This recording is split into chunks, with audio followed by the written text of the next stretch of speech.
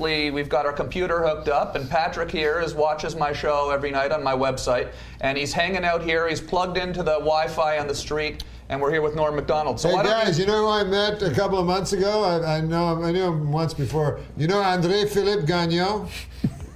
Yeah, I do, Gagnon. Yeah, Gagnon, that's the one. So he's a, you know who he is, right? He's the guy that does all the impressions. I have no idea who Gagnon is. He can do the entire "We Are the World" That's right. Song. That's right. Every single, Michael Jackson too. And he's a French guy, and he smokes. His voice, you would think, would be so important. Like the guy can do Roy Orbison. He can do really good impressions. But he smokes 2-packs, 3-packs of green export A's. Oh yeah. So one thing those would be good. Yeah. But he does the singing impressions perfect. When he does the talking impressions, he has a crazy French accent. Yeah. So he does the Roy Orbison and Bob Dylan, and then he's like, now I'd like to do like Johnny Carson. He's going like, Ed, I do not know, Ed, if that is such a good idea, Ed. That's his impression. Is French your first language, or do you learn English the same time? Because English is my first language. It says in IMDb, it says because you were raised French, it says that's where your accent comes from. It says from your French-Canadian upbringing. And I'm thinking to myself, MacDonald, I didn't know Norm was French, but that's complete bogus. And that's not, you just learned French the way I had to learn French. Yeah. They forced you to learn Exactly. it. Okay, cool. Hey, thanks cool. a lot, Patrick. That's cool. Do we want to grab one more person on the street in Montreal? Sure, I love Montreal. Hey, stop retrieving a crop. I rise to the top. Like a million last. What are you saying? Is it frozen, or it seems like our feed's frozen up? Oh. Keep drinking, guys. Okay, thanks, guys. It looks like the drinking. Yeah. I haven't heard that salutation before. He sees us on some laptop on the street. He's probably thinking, oh, what the heck, look at, there's Norm and Tom drunk. Keep drinking. On the internet. Probably thinks he's the only guy watching this too. He's probably wondering what the hell we're doing. So the girl says to David Hasselhoff, she's taping him, Yeah, the daughter, yeah. The daughter, yeah. Mm-hmm. And she's like, Dad, I'm going to be putting this on the internet for all of the planet to see. Did she really say that? Well, that's what she was going to do. Yeah. I don't know if she didn't say that in words. But okay. This is on the Lyndon Johnson. That was her tape. plan. Yeah, yeah. He's like, hamburger. He just says hamburger. Did the ladies at The View get really mad at you or something like that? That was something I read about. What? I guess he's tired of my story. No. Yeah, let him finish his Hasselhoff. He changed topics immediately. Well, we talked about Hasselhoff. I know, we've had our fill of Hasselhoff. No, because Yeah, the gals at The View? Well, because it made me, no, you know why? It's made me think about that, because I was reading about it today, and it was when you said that Bill Clinton line. What is that? You said that Bill Clinton is a murderer. Bill Clinton is a murderer. Oh yeah, I remember saying that. And then the ladies at The View took it very seriously. Yeah, they thought I was actually seriously not making. Oh, that guy on the park bench? Yeah, Vince Foster. Vince Foster? Yeah.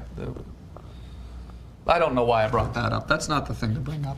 No, I just said it as a joke because I kept going, I thought it was a matter of record, as if the sitting president could have murdered someone, as if that would be a matter of record. Uh-huh.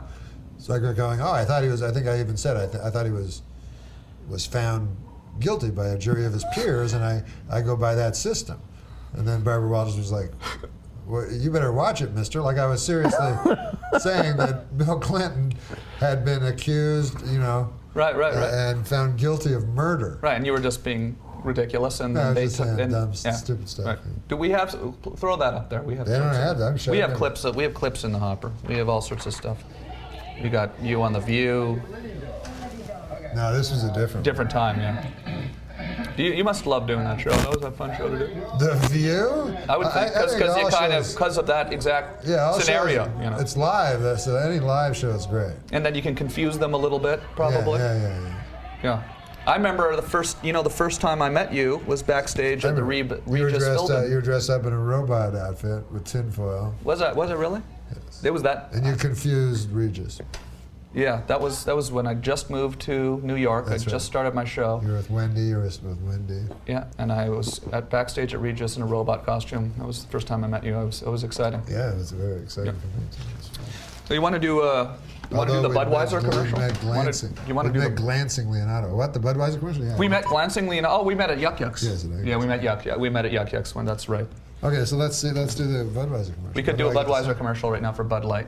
We have information and a prompter. We have a prompter. They have a cool website, budlight.com, that I could ask everybody to go to right now who's watching. Pay all this money to make this stuff look like and amateurs. you know what's kind of awesome? Now here on your clips, what? Oh, Dole impression. This is stuff that we pulled down off. Play the Bob Dole impression. No, that's all right. It's just a old guy. Nobody even remember.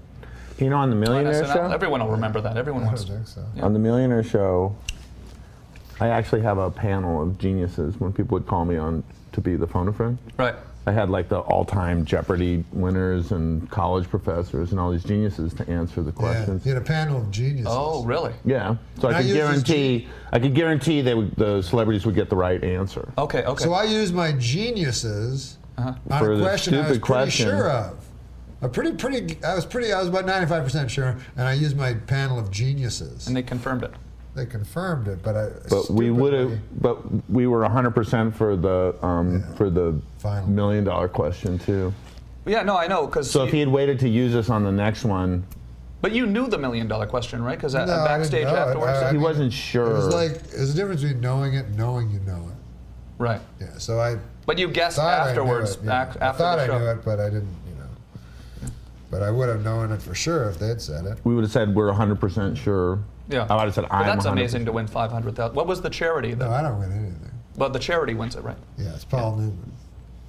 Paul Newman was the charity? He doesn't need. What was the charity? He had a charity and you give it to Yeah, his he charity. had some sort of golf course he owned.